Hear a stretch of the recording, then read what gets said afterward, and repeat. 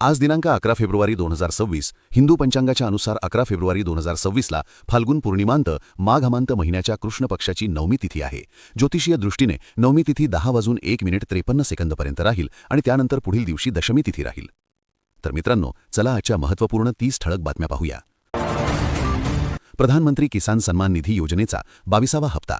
प्रधानमंत्री किसान सन्मान निधी योजनेअंतर्गत 22वा हप्ता लवकरच शेतकऱ्यांच्या खात्यात जमा होण्याची शक्यता आहे। मिळालेल्या माहितीनुसार हा हप्ता होळीपूर्वी म्हणजेच मार्च महिन्याच्या पहिल्या आठवड्यात जमा होऊ शकतो। या हप्त्यात शेतकऱ्यांच्या खात्यात 2000 रुपये थेट डीबीटी पद्धतीने जमा होतील। मात्र हा लाभ मिळवण्यासाठी ई-केवायसी पूर्ण असणे अत्यावश्यक आहे। ई-केवायसी अपूर्ण असल्यास हप्ता रखडण्याची शक्यता आहे। केंद्र व राज्य सरकारकडून एकत्रित 12,000 रुपये जमा होण्याची शक्यता। शेतकऱ्यांसाठी एक मोठी दिलासादायक बातमी समोर आली आहे। केंद्र सरकारची पीएम किसान योजना आणि राज्य सरकारच्या योजनांमधील रखडलेले हप्ते मिळून एकूण 12,000 रुपये शेतकऱ्यांच्या खात्यात जमा होऊ शकतात, अशी माहिती देवेंद्र फडणवीस यांनी दिल्याचे सांगितले जात आहे। यामध्ये केंद्राचा 6,000 आणि राज्याचा लाभ समाविष्ट असण्याची शक्यता आहे। 2 महिन्यांनंतर धानाचे चुकारे शेतकऱ्यांच्या खात्यात। राज्यातील धान उत्पादक शेतकऱ्यांसाठी मोठा दिलासा मिळाला आहे। जवळपास 2 महिने रखडलेले धानाचे चुकारे अखेर शेतकऱ्यांच्या खात्यात जमा झाले आहेत। यासाठी 67.94 कोटी रुपयांची रक्कम थेट डीबीटीद्वारे शेतकऱ्यांच्या खात्यात जमा करण्यात आली आहे। मात्र अजूनही काही शेतकऱ्यांना पूर्ण रक्कम न मिळाल्याच्या तक्रारी येत आहेत। अतिवृष्टीमुळे नुकसान, 78,13,00,000चा निधी प्राप्त। राज्यात झालेल्या अतिवृष्टीमुळे खरीप हंगामात मोठ्या प्रमाणावर पीक नुकसान झाले होते। या नुकसानीसाठी शासनाकडून 78,13,00,000चा निधी प्राप्त झाला आहे। मात्र निधी येऊनही सुमारे 80,000 शेतकरी अजूनही मदतीच्या प्रतीक्षेत आहेत। नुकसान भरपाई वाटपात प्रशासनाकडून दिरंगाई होत असल्याचा आरोप शेतकरी करत आहेत। नुकसान भरपाईसाठी पंचनामे अद्याप प्रलंबित। अनेक भागात अतिवृष्टी व अवकाळी पावसामुळे नुकसान झाले असले तरी पंचनामे अद्याप पूर्ण झालेले नाहीत। त्यामुळे अनेक शेतकऱ्यांना नुकसान भरपाई मिळण्यास उशीर होत आहे। शेतकऱ्यांनी वेळेत अर्ज केले असतानाही प्रशासनाकडून प्रक्रिया संथ असल्याने शेतकऱ्यांमध्ये नाराजी वाढत आहे। पंचनामे लवकर पूर्ण करून मदत द्यावी अशी मागणी होत आहे। गडचिरोली जिल्ह्यात डीएपी खताच्या किमती वाढण्याची शक्यता। गडचिरोली जिल्ह्यासह विदर्भातील अनेक भागात डीएपी खताच्या किमती वाढण्याची शक्यता वर्तवली जात आहे। आधीच उत्पादन खर्च वाढलेला असताना खत दरवाढ झाल्यास शेतकऱ्यांचा आर्थिक ताण अधिक वाढणार आहे। खरीप हंगामाच्या तोंडावर खत महाग झाल्यास पेरणीवर परिणाम होण्याची भीती शेतकरी व्यक्त करत आहेत।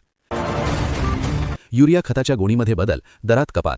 शेतकऱ्यांसाठी एक दिलासादायक अपडेट म्हणजे युरिया खताची गोणी आता 45 किलोऐवजी 40 किलोची करण्यात आली आहे। यासोबतच 12 रुपयांची दरकपात करण्यात आली असून युरिया गोणी आता 254 रुपयांना उपलब्ध होणार आहे।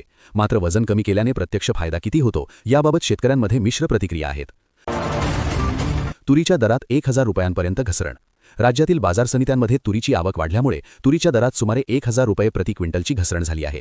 उत्पादन खर्चाच्या तुलनेत मिळणारा दर कमी असल्याने तूर उत्पादक शेतकरी आर्थिक अडचणीत सापडले आहेत। सरकारने हमीभावाने खरेदी करावी अशी मागणी जोर धरत आहे। सोयाबीनचे दर घसरले, शेतकरी चिंतेत। सोयाबीनच्या बाजारभावात अचानक घसरण पाहायला मिळत आहे। काही बाजारांमध्ये दर 500 ते 600 रुपये प्रति क्विंटलने खाली आले आहेत। आंतरराष्ट्रीय बाजारातील धोरणे आणि अफवांमुळे दर पाडले गेल्याची चर्चा आहे। साठेबाजी करणाऱ्यांना फायदा होत असताना प्रत्यक्ष उत्पादक शेतकरी मात्र तोट्यात जात आहेत। केळी पिकाचे मोठ्या प्रमाणावर नुकसान। अतिवृष्टी व हवामान बदलामुळे केळी पिकाचे मोठ्या प्रमाणावर नुकसान झाले आहे। काही जिल्ह्यांमध्ये नुकसानीची टक्केवारी 29%वरच अडकली असून शेतकऱ्यांना अपेक्षित भरपाई मिळालेली नाही। केळी उत्पादक शेतकरी शासनाकडे विशेष मदत पॅकेजची मागणी करत आहेत। पीक नुकसान भरपाईसाठी ई-केवायसी अनिवार्य। सन 2025 मधील पीक नुकसान भरपाई मिळवण्यासाठी शेतकऱ्यांनी 28 फेब्रुवारीपर्यंत ई-केवायसी पूर्ण करणे अनिवार्य करण्यात आले आहे। ई-केवायसी अपूर्ण असल्यास नुकसान भरपाईची रक्कम खात्यात जमा होणार नाही असा इशारा प्रशासनाकडून देण्यात आला आहे। त्यामुळे शेतकऱ्यांनी तात्काळ प्रक्रिया पूर्ण करण्याचे आवाहन करण्यात आले आहे। कांदा आणि कापसाचे भाव कोसळले। कांद्याचे बाजारभाव कोसळल्यामुळे कांदा उत्पादक शेतकरी अडचणीत सापडले आहेत। उत्पादन खर्चही निघत नसल्याने बळीराजांची चिंता वाढली आहे। त्याचबरोबर कापसाचे दरही सुमारे 600 रुपये प्रति क्विंटलने खाली आले आहेत। खरेदी केंद्रांवरील दर समाधानकारक नसल्याचे चित्र आहे। पीक विमा आणि नुकसान भरपाईसाठी विशेष कॅम्प। अतिवृष्टी व अवकाळी पावसामुळे नुकसान होऊनही ज्यांना अद्याप अनुदान मिळालेले नाही अशा शेतकऱ्यांसाठी 10 फेब्रुवारी रोजी विशेष कॅम्पचे आयोजन करण्यात येणार आहे। आधार कार्ड, बँक पासबुक आणि आवश्यक कागदपत्रांसह उपस्थित राहण्याचे आवाहन तहसीलदारांनी केले आहे। घरकुल योजनेचे हप्ते रखडले। ग्रामीण भागातील अनेक शेतकरी कुटुंबांना मंजूर झालेल्या घरकुल योजनेचे हप्ते अद्याप मिळालेले नाहीत। स्पर्श प्रणालीतील तांत्रिक अडचणींमुळे निधी अडकल्याचे सांगितले जात आहे। त्यामुळे नव्या घरांचे स्वप्न पाहणाऱ्या शेतकरी कुटुंबांमध्ये नाराजी आहे। शेतकरी कर्जमाफीबाबत मोठी घोषणा होण्याची शक्यता। राज्यातील शेतकरी कर्जमाफीबाबत कृषी मंत्र्यांकडून लवकरच मोठी घोषणा होण्याची शक्यता वर्तवली जात आहे। निर्णय झाल्याचे संकेत मिळत असून थेट तारखाही जाहीर होऊ शकते अशी चर्चा आहे। शेतकरी या घोषणेकडे मोठ्या आशेने पाहत आहेत। राज्यात 70,000 पदांसाठी लवकरच नोकर भरती, मुख्यमंत्री देवेंद्र फडणवीस यांची घोषणा। राज्य सरकारमध्ये 70,000 पदे लवकरच भरली जाणार असून त्यासाठीची नोकर भरती प्रक्रिया सुरू केली जाणार आहे।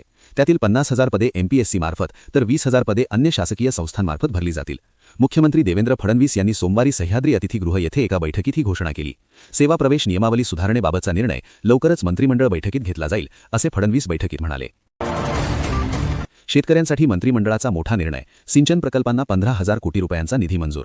राज्य मंत्रिमंडळाची आज मंगळवारी महत्त्वाची बैठक झाली।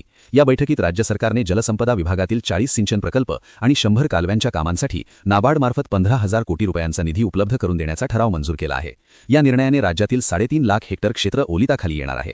राज्यातील सर्व विभागांतील शेतकऱ्यांना याचा मोठा फायदा होणार आहे। लाडकी बहीण योजना, खात्यात 4,500 रुपये। लाडक्या बहिणींच्या खात्यात थेट 4,500 रुपये जमा होण्याची माहिती समोर येत आहे। मिळालेल्या माहितीनुसार फेब्रुवारी अखेरीस किंवा मार्चच्या पहिल्या आठवड्यात लाडक्या बहिणींना एकत्र 3 हप्त्याचे पैसे मिळू शकतात। 2.25 कोटी महिलांना डिसेंबरपासून अद्याप एकही हप्त्याचे पैसे खात्यात आलेले नाहीत। महाराष्ट्रातील 12 जिल्हा परिषद निवडणुकीचे निकाल जाहीर झाले आहेत। यात भाजपानेच सर्वाधिक जागा जिंकल्या। विशेषतः रायगड, रत्नागिरी, पुणे, सातारा, सोलापूर आणि इतर जिल्ह्यांमध्येही भाजपाने वर्चस्व दाखवले। शिवसेना आणि राष्ट्रवादी काँग्रेसनेही चांगली कामगिरी केली।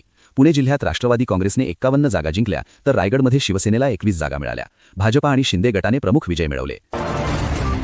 नरेंद्र मोदींनी महाराष्ट्राच्या जनतेचे आभार मानले। राज्यातील महानगरपालिका, जिल्हा परिषद आणि पंचायत समितीच्या निवडणुकीत भाजपाला चांगले यश मिळाल्याने पंतप्रधान नरेंद्र मोदींनी महाराष्ट्राच्या जनतेचे आभार मानले आहे। राज्यात भाजपा आणि महायुतीच्या घवघवीत विजयानंतर महाराष्ट्राच्या जनतेने जिल्हा परिषद निवडणुकांमध्येही आम्हाला भक्कम जनादेश दिला आहे, असे पंतप्रधान नरेंद्र मोदी म्हणाले। पंचगंगा नदीवरील 6 पदरी उड्डापुलास मंजुरी।